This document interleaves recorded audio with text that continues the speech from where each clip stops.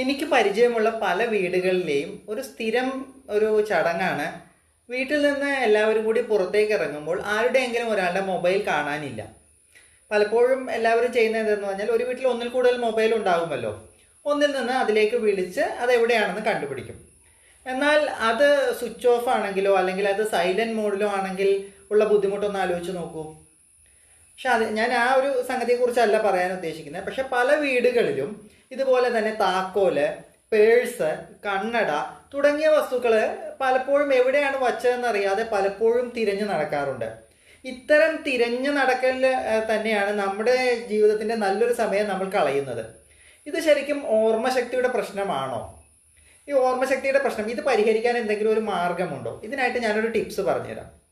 എന്തുകൊണ്ടാണ് നമ്മൾ ഈ പല വസ്തുക്കളും എവിടെയാണ് വച്ചത് എന്ന് മറന്നു പോകുന്നതെന്ന് അറിയാമോ?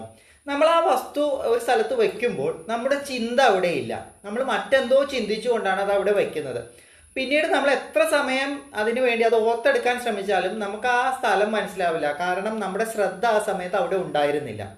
ഇതിന് നമ്മൾ ചെയ്യേണ്ട ഒരു കാര്യം, നമ്മൾ ഇമ്പോർട്ടൻ്റ് ആയിട്ടുള്ള എന്ത് വസ്തുവാണെങ്കിലും, പേഴ്സ് ആയിക്കോട്ടെ, കണ്ണട ആയിക്കോട്ടെ, താക്കോലായിക്കോട്ടെ, മൊബൈൽ ആയിക്കോട്ടെ, നമ്മളൊരു സ്ഥലത്ത് വയ്ക്കുമ്പോൾ പെട്ടെന്ന് തന്നെ നമ്മൾ മനസ്സിൽ പറഞ്ഞുകൊണ്ട് ഞാൻ ഇത് ഇവിടെ വെക്കുന്നു, ഞാൻ മൊബൈൽ ഇവിടെ വെക്കുന്നു, അല്ലെങ്കിൽ ഞാൻ താക്കോൽ ഇവിടെ വെക്കുന്നു എന്ന് പറഞ്ഞുകൊണ്ട് അവിടെ വയ്ക്കുക.